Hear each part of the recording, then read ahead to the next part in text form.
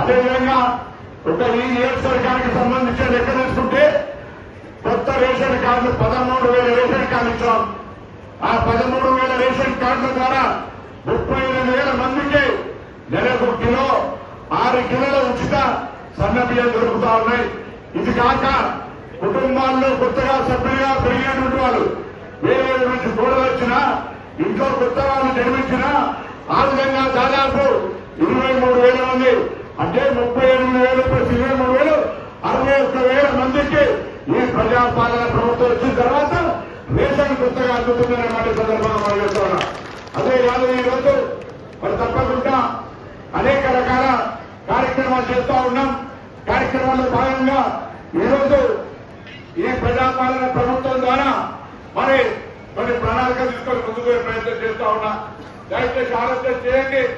ఈరోజు హుస్నాబాద్ నియోజకవర్గానికి సంబంధించి ఇప్పుడేమో రాష్ట్ర వ్యాప్తంగా జరిగే కార్యక్రమాలు అవన్నీ ఈ నియోజకవర్గంలో ఇంకా ఉపాధి హామీ కింద ఊహించిన రీతిలో ప్రతి గ్రామానికి కూడా ఈరోజు మరి సీసీ రోడ్ వేయడం జరిగింది. అది కాక Panchayati Raj RNB tribal welfare SC సురక్షణ కింద అనేక గ్రామాల్లో రోడ్ల కనెక్షన్ తీసుకొచ్చాం. ఇది కాక మంచి ముఖ్యమైనటువంటి పనులు ఈరోజు కొత్తపల్లి రాజీవ్ రహదారి నుంచి హుస్నాబాద్ కు 4 లేన్ల రహదారి చూడమండలం హుస్నాబాద్ సంబంధించిన అందరూ కూడా ఆ రోడ్డు మీద వచ్చిన పనులు కనబడుతూ ఉన్నాయి. అదేవిధంగా అక్కన్నపేట కూడా హ్యాండ్ కింద హుస్నాబాద్ నుంచి అక్కన్నపేట కూడా 4 లైన్ రోడ్డు టెండర్ అయింది. దానికి కూడా త్వరగా అక్కన్నపేట దాకా 4 లైన్ల రహదారి కనబడుతూ ఉంది. గవర్నమెంట్ సంబంధించి ఇప్పటికే అనేక కార్యక్రమాలు జరుగుతూ ఉన్నాయి. నేను చెప్పిన ఈ ప్రాజెక్టు పూర్తి చేయడం నా బాధ్యత అని చెప్పిన కాలువల సేకరణకు నోటిఫై అయి కొంత ఆర్థిక ఇబ్బంది వల్ల వాళ్ళ పేమెంట్ జరగకపోయినా ఈ నెలలో తప్పకుండా పేమెంట్ జరిగితే వాళ్ళందరికీ గవర్నమెంట్ కి సంబంధించిన కాలువల ద్వారా నీళ్లు తీసుకొచ్చే కార్యక్రమాన్ని కూడా కొనసాగించడం జరుగుతోంది. మీరు ఎప్పుడైనా ఒకసారి కోయల మండలం తంగలపల్లి ఇంటికి చూడండి ఏ విధంగా వేగంగా నిర్మాణం అవుతా ఉందో. ఇప్పటికే 2 సాగులు 3 ప్రాంతాల్లో పడ్డది. అక్కడ integrated 4 SC ST BC minority గురుకులాలకు సంబంధించినటువంటి ప్రక్రియ కొనసాగుతా ఉంది. అన్నిటికంటే గ్రామీణ ప్రాంతం ఇక్కడ ఉన్నత విద్య రావాలని ఒక మంచి ఆలోచనతో హుస్నాబాద్ లో శాతవాహన ప్రభుత్వ ఇంజనీరింగ్ కాలేజ్ ప్రైవేట్ అంశం కాదు ప్రభుత్వ ఇంజనీరింగ్ కాలేజ్ తీసుకొచ్చి గత సంవత్సరం అడ్మిషన్లు తీసుకున్నాం. ఈ సంవత్సరం అడ్మిషన్ల నాటికి సొంత భవనానికి స్థలం కేటాయించుకొని మరి భవన నిర్మాణానికి నిధులు కేటాయించుకొని ముఖ్యమంత్రి గారు ఫౌండేషన్ ఇచ్చుకున్నాం. ఆ భవన నిర్మాణం కూడా పని ప్రారంభం కాబోతోంది. అదేవిధంగా బాలికలకు హాస్టల్ కూడా నిర్మాణం చేసే ప్రక్రియ కొనసాగబోతోంది. అదేవిధంగా ఒక్కసారి మీరు హుస్నాబాద్కి వచ్చినప్పుడు ఏ మండలైనా సరే ఒక్కసారి ఎల్లమ్మ చెరువు కూడా చూడాలి. ఎందుకంటే ఎల్లమ్మ చెరువుకు సంబంధించి హుస్నాబాద్ ప్రజలందరూ కూడా అరే మా చెరువు ఇంత ఎల్లమ్మ పేరు ఇంత అద్భుతంగా జరిగిందని చూసే అవకాశం ఉంటుంది. పక్కనే ఎల్లమ్మ తల్లి బోనాలు నెల రోజులు ఉన్నాయి. నియోజకవర్గాలందరూ కోరుతా ఉన్నా ఒకసారి వచ్చి ఎల్లమ్మ తల్లి ఆశీర్వాదం తీసుకోండి. అక్కడ వసతులు ఏ విధంగా అభివృద్ధి జరుగుతున్నాయి కూడా చూసినట్టు నిన్ననే కొత్తగా పోషమ్మ కూడా నూతన భవనాలు కట్టుకున్నామనే మాట మనం చేస్తా ఉన్నా. అదిగాక కొత్త చెరువు పల్లె చెరువు ఏ విధంగా అభివృద్ధి కాపుతున్న పనులు నడుస్తా ఉన్నాయి. వీటితో పాటుగా అర్బన్ ఫారెస్ట్ మీర్జాపూర్ లో సర్పంచ్ ఇక్కడే ఉన్నారు. మీర్జాపూర్ లో అర్బన్ ఫారెస్ట్ ద్వారా ఒక్కసారి ఆ అడవి ప్రాంతానికి వెళ్తే అక్కడి నుంచి భైరవ స్వామి గుడి పోవచ్చు, అక్కడి నుంచి రాయకాల వాటర్ ఫాల్స్ పోవచ్చు, అక్కడి నుంచి మహాసప్తులు గండిపోవచ్చు, అక్కడి నుంచి సర్వాయి పాపన్న గూడ చూడొచ్చు. ఈ విధంగా ప్రజలు వేరే జిల్లాల వాళ్ళు వచ్చి ఇక్కడికి అది ఒక పర్యాటక ప్రాంతంగా చూసే విధంగా దాన్ని అభివృద్ధి చేస్తా ఉన్నాం ఈరోజు. అంతేకాదు ఇలా ఒక ఏటీసీ అడ్వాన్స్ టెక్నాలజీ సెంటర్ పేరున ఈ ప్రాంతం వాళ్ళందరూ కూడా మరి ఒక కొత్త శిక్షణ ద్వారా ఉపాధి పొందించేటువంటి అవకాశాలు తీసుకుంటా ఉన్నాం. కొత్త ఆర్టీ ఆఫీస్ పెడతా ఉన్నాం. అదేవిధంగా ఈ ప్రాంత ప్రజలకు శిక్షణ ఇవ్వడానికి మరి న్యాక్ అనే కన్స్ట్రక్షన్ అకాడమీ పేరు మీద నేషనల్ కన్స్ట్రక్షన్ కానీ దానికి సంబంధించినటువంటి శిక్షణ ఇచ్చే కార్యక్రమాలను తీసుకుపోతాం. పబ్లిక్ స్కూల్ తీసుకొచ్చినాం. ఇప్పటికే కోడలకు కృషి విజ్ఞాన కేంద్రం స్థలం కేటాయించబడ్డది. మరి భీమదేవరపల్లిలో వ్యవసాయ శిక్షణ శిబిరానికి సంబంధించినటువంటి స్థలం కేటాయించబడ్డది. అదేవిధంగా అన్ని గ్రామాల సీసీ రోడ్లతో పాటుగా ఇంకా త్వరలోనే ఒంటి మామిడిలాగా ఒక హోల్సేల్ వెజిటేబుల్ మార్కెట్ ప్రారంభించే ప్రయత్నం చేస్తా ఉన్నా. దయచేసి ప్రాంత ప్రజలు మరి హోల్సేల్ గా వెజిటేబుల్ మార్కెట్ సక్సెస్ కావాలంటే మరి లాభం ఎక్కువ వచ్చేటువంటి కూరగాయల పంటలు పండించడం స్టార్ట్ కావాలి. ఆయిల్ ఫామ్ గురించి చెప్పినారు, ఆయిల్ ఫామ్ గురించి రావాలి.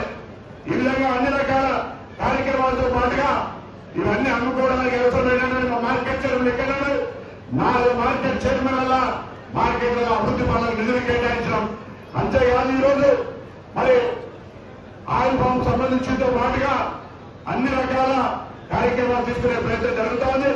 దయచేసి నేను మిమ్మల్ని అందరూ కూడా కోరుతా ఉన్నా, ఇదే అందరం కలిసి హుస్నాబాద్ ను అభివృద్ధి అగ్రభాగాన్ని నిలబెట్టాలంటే రాజకీయాల ఖచ్చితంగా అందరం కలిసి పోవాలి.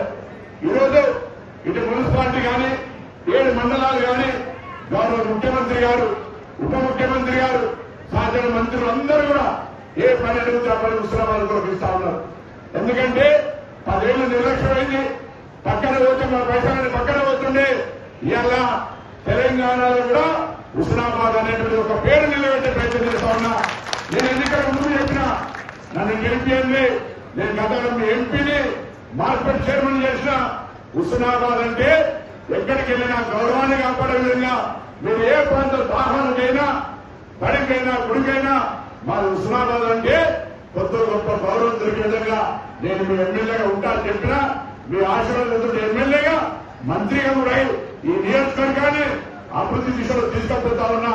ఇంకా ఈ నియోజకవర్గంలో విద్య, వైద్యము, ఉపాధి, పర్యాటకము, అదేవిధంగా అన్ని రకాలుగా పారిశ్రామికంగా వ్యవసాయకంగా అభివృద్ధిలోకి చేయాలనే ఆలోచనకు అందరూ సహకరించాల్సిందిగా కోరుతూ ప్రజాపాలన ప్రగతి ప్రణాళికల్లో వారం రోజులకు ఒక ప్రోగ్రాం జరుగుతూ ఉంది. తప్పకుండా కాబట్టి అక్కడ ఇవాళ రేపు జీవో వస్తుంది. పశు హాస్పిటల్ ఆల్రెడీ మరి నవాబ్పేటలో వచ్చింది. హుస్నాబాద్ లో ఇవాళ రేపు జీవో వస్తాయి. భీమదేవరపల్లి ముక్కలలో కూడా పశువుల దవాఖాన రాబోతా ఉంది. ప్రైమరీ హెల్త్ సెంటర్స్ ఇవన్నీ కూడా చేస్తా ఉన్నాం. మా సోదరుడు ఇక్కడ సర్పంచ్ ఉన్నాడు, ఆయన సర్పంచ్ గా రేకుండా సర్పంచ్ ఆయనే మొత్తం ఆ ఊళ్ళో కోతులను పట్టిస్తే సర్పంచ్ గెలిపారు, కోతులు పట్టించి గెలిపారు. ఇలా కోతులకు సంబంధించి రాష్ట్ర వ్యాప్తంగా సమస్య ఉంది. నేను అడిగిన గెలిచినాక నేను హుస్నాబాద్ నియోజకవర్గం కూడా మొత్తం పట్టియాలి ఇబ్బంది అన్నా. హుస్నాబాద్ మొత్తం కోతులు పట్టియాలంటే 3 కోట్ల రూపాయలు ఇచ్చారు. 3 కోట్ల రూపాయలు అంటే ఇబ్బంది అవుతుంది. కాబట్టి సరే ఎక్కడైనా సరే ప్రభుత్వం తరఫున ఎక్కడ ఆలోచన చేద్దాం. మన హుస్నాబాద్ లో కోతుల ప్రజలు కూడా చూసేటువంటి ప్రయత్నం కూడా అందరూ సహకరిస్తే సాధ్యమైతే ఒక్కరి సమస్య కాదు, ఇది రాష్ట్రం మొత్తం ఉంది, అన్ని ఊళ్ళలో ఉంది. దాంతో ఇబ్బంది పడతా ఉన్నారు. కొన్ని న్యాయాల్లో మాతో చూస్తే కోతులు మీద పడుతున్నాయి, ఉడికితే వాటి చనిపోయినటువంటి సంఘటనలు ఉన్నాయి. పంటలు చనిపోతా ఉన్నాయి, పంటలు వేసుకోవడానికి కూడా ఇబ్బంది అవుతా ఉంది. వాటి దాన్ని రక్షించుకోవడానికి ప్రయత్నం చేద్దామని కోరుతూ నేను మీ అందరినీ ఇలా ఆయిల్ ఫామ్ మేడం చెప్పింది. కోతుల బిడద లేదు, దొంగల బిడద లేదు, వడగండ్ల వాన బిడద లేదు.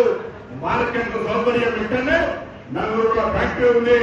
అందరు ఆయిల్ ఫామ్ ఇలా వేయిన తర్వాత సర్పంచ్ ఏ పార్టీ అయినా సర్పంచ్ 100 ఎకరాల టార్గెట్, మహిళా సంఘం 100 ఎకరాల టార్గెట్. అదేవిధంగా వ్యవసాయ అధికారి రైతు కేంద్రంగా 42 రైతు వేదికలు ఉన్నాయి, వాళ్ళకు 100 ఎకరాలు. ఈ విధంగా ఈ నియోజకవర్గం మరి ఆయిల్ ఫామ్ లో నెంబర్ 1 ఉన్నట్టయితే ఆదాయంలో కూడా అందరికి లాభం జరుగుతుంది. ఇప్పుడే అక్కడపేటకు సంబంధించినటువంటి రైతు అమ్మ చెప్పింది ఏ విధంగా లాభం జరుగుతుందనే మాట అడిగేస్తూ దయచేసి నిరంతరం వాస్తవంగా నిన్న ఇక్కడ కొన్ని కార్యక్రమాలు చూసుకొని ఆర్టీసీ మేడలు చూసుకొని పోచమ్మ దేవస్థాన ప్రతిష్టాపన ఇల్లమ్మ కళ్యాణం చూసుకొని సాయంత్రం ముఖ్యమంత్రి గారితో ఆర్టీసీ కార్మికుల సమస్య చూసుకొని ఈ సమావేశం ఉందంటే మళ్ళీ రాత్రి వచ్చినాం. ఇలా సాయంత్రం మళ్ళా ఉప ముఖ్యమంత్రి గారు కరీంనగర్ ఉమ్మడి జిల్లా ప్రజాప్రతినిధులను పిలిచినారు. మళ్ళీ హైదరాబాద్ అవుతాం. కానీ నేను కోరేది ఒకటే, ఇలా స్థానిక సర్పంచులకు ఎలక్షన్ అయినాయి, మున్సిపాలిటీకి ఎలక్షన్ అయినాయి, ప్రజాప్రతినిధులు ఉన్నారు. ఇక్కడ ఈ సమావేశం రాష్ట్ర వ్యాప్తంగా ఈ రోజు అన్ని నియోజకవర్గాల్లో సమావేశాలు జరుగుతున్నాయి. అందులో భాగంగా హుస్నాబాద్ నియోజకవర్గ సమావేశం. ఈ సందర్భంగా హాజరైనటువంటి గౌరవ జిల్లా కలెక్టర్ గారికి, ఇతర అంటే జిల్లాలకు సంబంధించినటువంటి అధికారులు